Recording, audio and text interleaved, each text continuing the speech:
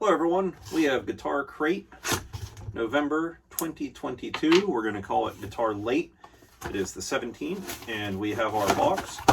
What we do every month is we get all the crap out of the box, we launch the box, and we discuss what's in it. Okay, so for those of you just starting out here, Guitar Crate is a subscription service. You choose your level of involvement. You can go to guitarcrate.com and check out the various packages that they offer. I get the 2 packs of electric strings for the 6-string electric guitar. I guess I have to specify that now that there's 7 and 8 are the mainstream. Well, not the mainstream, they're in the mainstream. So we'll get the strings out of the way. I say this every time. I think these are the best bang for the buck that you will get when it comes to strings. There are better out there, but there's the law of diminishing returns, and as that applies, I think you can spend a lot more money and not get as high a quality or the return on investment that you get here. Full disclosure, and has nothing to do with Guitar Crate, I did order a quantity of the NYXLs that I talk about that my friends use, and they enjoy them, so I ordered some for some string changes I have. But so we have our 2 packs of strings this month. We have a cloth. Here we have a 2-in-1 Beyond Plush Players Cloth, Ultra Plush Microfiber for body and neck, Low Pile Suede Microfiber for strings, used before, during, and after playing. Protect the body and neck from dust and grime. Improve string life and tone.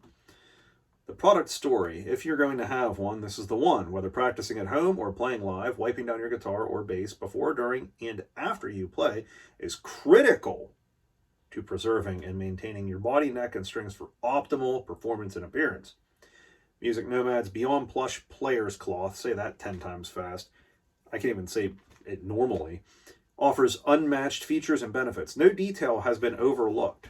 No detail has been overlooked. Oh, where was I here? Starting with the deepest ultimate plush fibers to trap and carry dust away from the surface. Dust settling on your body can scratch your finish when rubbing against it. It can. The plush fibers are extremely effective at gently wiping off fingerprints, grime, and sweat. Sticky neck, buildup lives all over your instrument, but using the Beyond Plush Players Cloth can reduce or eliminate that feeling. Turn the cloth over to use the low-profile suede microfiber to wipe down your strings with 90,000 fibers per square inch. Hold on, we're going to count this. So we got an inch.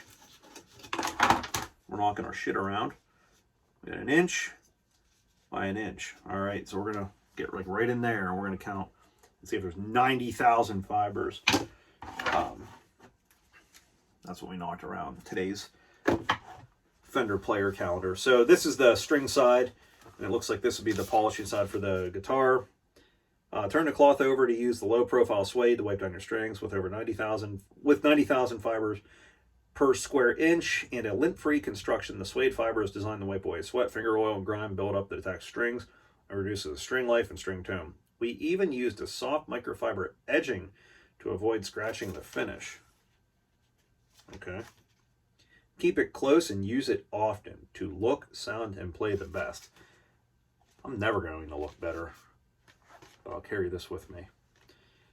So use before, during, and after you play. Spread the cloth over the surface or fold it. Use the high pile side for dust, sweat, fingerprints, and grime, and then the low side for your strings. And it will not scratch surfaces. However, it can pick up and trap particles. For best results, hand wash this, air dry it, and don't iron it, because that's what I do. I clean all my polishing cloths and I iron them. So I guess to demonstrate, we would take our cloth like thus. So that's our cleaning job that we did there. And we'll use this side on our strings.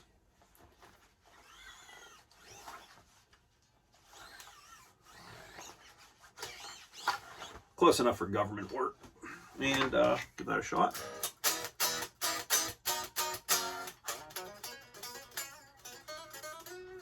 Okay, enough joking around here. So 2 packs of strings and our cloth. If you care to see it, there's that. What do we got here? A chrome-plated guitar slide on stage gear. And it's a size 11, so if you look here, there's 3 holes. I guess if you're at the store, you can put your thingy in the hole. You see what you got. And I won't use this with my stuff. I have a handful of slides. I have a brass one and a couple glass ones, and I don't play slide often at all, as you'll see here.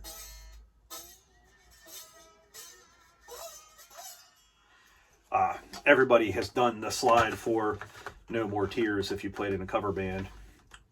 But it feels pretty heavy duty. It fits the finger reasonably well. So if you're a slide player, this month would interest you. So 2 packs of strings, cloth, and a slide.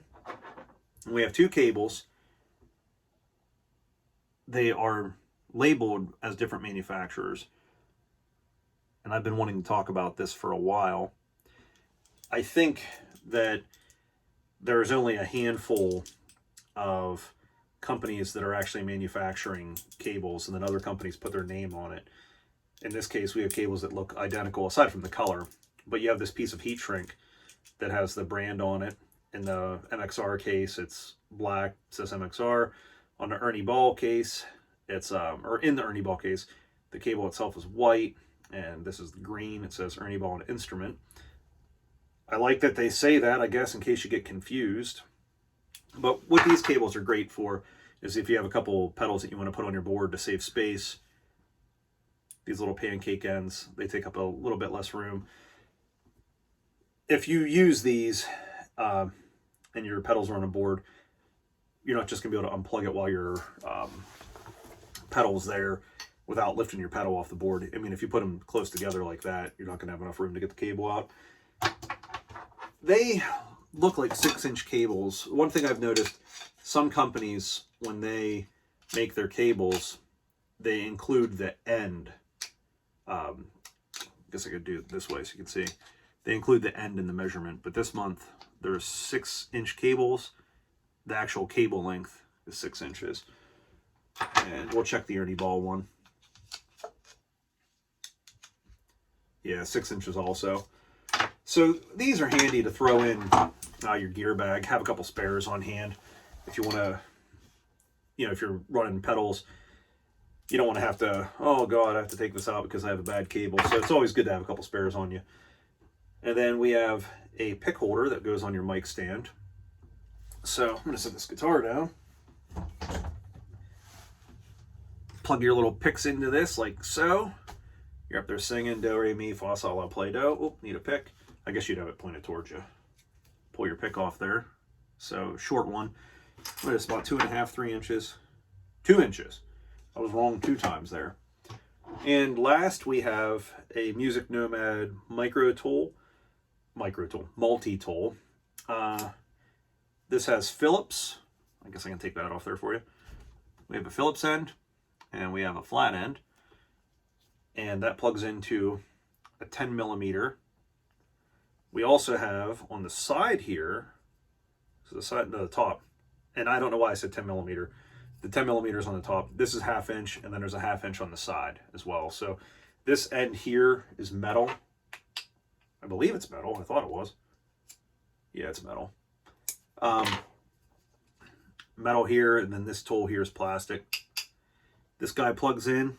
Maybe it isn't metal. Now I'm really second guessing myself. We're going to find out. We're going to take our little knife. We're going to carve a little tiny piece of this. It is plastic. I was wrong again. That's 3 times in a video. But these tools are handy to have in your guitar case, in your workbench, whatever. Anybody that knows me knows I'm a sucker for tools. I've spent too much money on bit sets, socket sets. You have all the sizes and you end up buying more. But these are pretty handy. In a case like this, you would have Phillips flat, and then a couple common guitar sizes. You have 1/2 inch, 14 millimeter, 7/16, and 12 millimeter, and then 10 millimeter. So pretty good tool. Recap then, everything that we have. I said recap as I was putting some plastic on there too. The irony. Music Nomad multi-tool. Music Nomad Beyond Plush Players Cloth. Told you I couldn't say it once. Our pick holder that goes on a mic stand. 2 patch cables, a slide, and our 2 packs of strings. I've noticed that the Guitar Crate videos don't get the views that I guess would justify spending to continue the subscription, I'm going to look and see when I started. I'd like it to be in like a normal time. So if I started less than 2 years ago, I want to run it 2 years. If I started 2.5, I want to run the 3. But I'm going to look when I started these, and I'll keep it going at least that long. I understand that shipping and things like that are out of the place's control, but it felt like this month took, I'm going to call it Guitar Late instead of Guitar Crate. And maybe it was or isn't Guitar Crate's fault. You know, maybe they printed the label, they have everything set up, and just the post office didn't do it. But that sucked. It's usually here a bit earlier, or at least it feels like it is. I can go back and look at the videos. Still worth it. You get items that you otherwise wouldn't have bought. I can tell you I would never buy a white patch cable, but I can also tell you if one of my pedals went out and this was the only cable in my bag, I'm going to damn well put it on my board. So getting a pair of cables, that's always cool. These little pick holders, they make great gifts. You sell something, throw it in the case. It's a little something extra for your buyer, or put them on your mic stand and you have a handy pick holder. Guitar slide, learn the No More Tears solo. Multi-tools are good and strings are good. So at the very least, you're exposed to items you normally wouldn't pick up, and you get a kick in the ass reminder, restring your guitar, because you're probably not wiping it off with your 2-in-1 cloth, and your strings are dirty and disgusting, and there's DNA all over them. So that's it for this video. The next one is going to be an inside the house volume video with the Mesa Mini Rectifier. Oh, the Mini Badlander, the Badlander 25. It's not called a Mini.